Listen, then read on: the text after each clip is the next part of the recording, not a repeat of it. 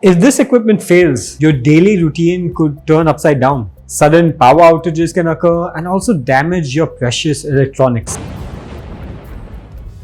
Hey everyone, my name is Sahil, and in today's video, we will understand polymeric insulators. By the end of this video, you will understand why are polymers considered insulating materials, the composition and design of polymeric insulators, and their applications. But why should you listen to me?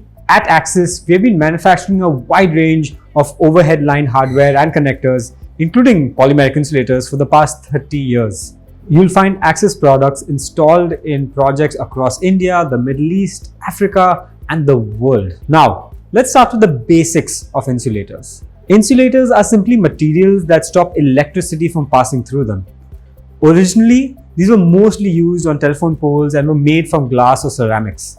They helped keep the electric wires safely away from each other and the poles. But in the 1960s, things changed with the introduction of insulators made from polymers. Firstly, why are polymers considered to be insulators? Polymers are seen as great insulators because their molecules are set up in a way that stops electrons from moving freely through them. This means they're good at resisting the flow of electrical charge. In a bit more detail, the electrons that can be shared or traded between the atoms, what we call valence electrons, are really close to their own atoms in polymer molecules. They're not free to move around, which means they don't let electricity or heat pass through easily. Therefore, polymers are ideal as power line insulators. They stop electric current from leaking where it should not and help keep the power system safe. But is this the only reason why electric utilities use polymeric insulators?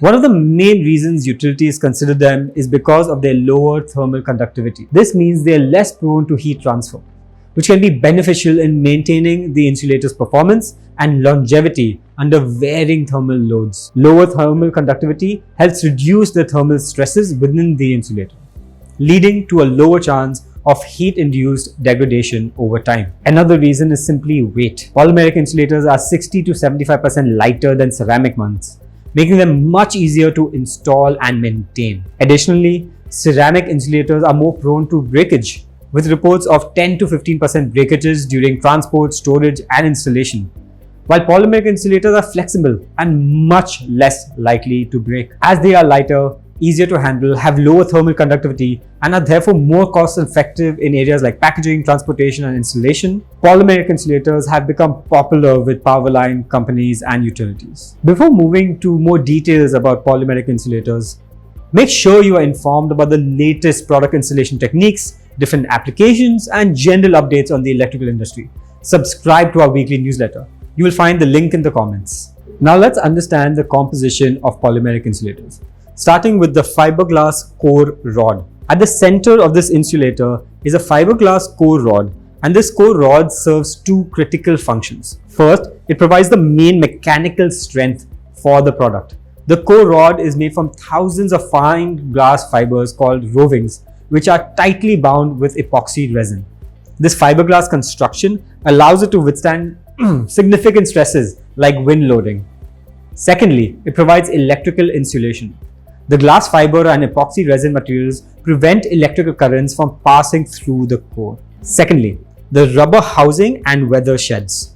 Surrounding the core rod is the rubber housing, combined with weather sheds, which isolate the core and protect the core from environmental elements such as salt, dirt, dust, and moisture. These components are crucial for maintaining the insulator's insulating properties over time, preventing degradation that could lead to failure. Over the years, the materials used for the rubber housing have evolved, with silicon and EPDM being the most common materials.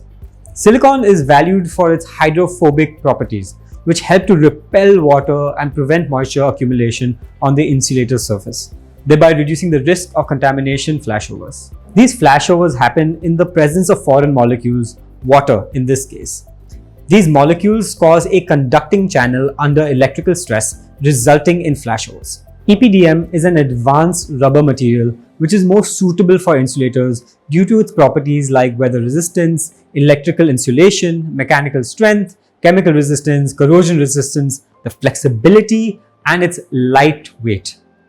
The composition of these components in a polymeric insulator results in an effective insulating device that is lightweight, durable, and capable of performing under extreme environmental conditions. Now, the last component of this product, the end fittings. The polymeric insulator has metal end fittings that connect to the power line conductor and tower support structure. The material and design of these end fittings are selected based on the insulator's specified mechanical load ratings. For higher load ratings, steel end fittings are typically used for their superior strength. For lower load ratings, ductile iron fittings are chosen. The metal fittings receive a protective galvanized coating to prevent corrosion and environmental damage. Modern polymeric insulators use compression technology for the end fittings, which are crimped onto the insulator body. This allows for a more efficient manufacturing process and results in end fittings that are smaller and lighter without compromising strength. However, the end fittings vary significantly across different insulators with their connection types. The standards typically define several common connection types, including, firstly, the socket and ball. This is the most rigorously defined set, with both ANSI and IEC standards providing comprehensive specifications. Secondly, the Y clevis or ball, commonly used in the United States. And thirdly, the clevis or tongue, which is an other well-defined set in the standards. Before moving on to the application of these products, please like and subscribe to our channel for more videos on insulators, electrical hardware installation, and just generally about electrical engineering. Finally, let's discuss their applications. Polymeric insulators rated for 11 kV and 33 kV voltages are installed across electrical networks to ensure reliable and safe power transmission and distribution due to their unique insulation properties. You will find them installed in one of these applications. Firstly, overhead transmission lines utilize these insulators. They hold up the high voltage cables, preventing electricity from leaking to the ground or arcing between conductors. Areas like mountain passes and open fields where wind and weather stress the lines particularly benefit from the durability of these products. Next, in urban environments, utility companies install these compact insulators on power poles and in narrow passages. In rural settings, you can see them installed along roads and fields, well suited to handle dirt and changing weather conditions. Thirdly, inside substations. These insulators play a critical role in the insulating component like circuit breakers and transformers from grounded structures, preventing electrical faults. You will also find them installed on switchgear indoors and transformers and bus bars outdoors. Lastly, railways. These insulators are extensively used for overhead rail electric traction systems. They play an important role in traction electrification, which supplies power to the engines of the train. I hope this gives you a clear understanding of polymeric insulators, their composition and applications. At Axis, we have a team of 50+ engineers who are here to help you in designing and installing your electrical systems. Don't forget to like and subscribe to our channel for more videos on electrical engineering.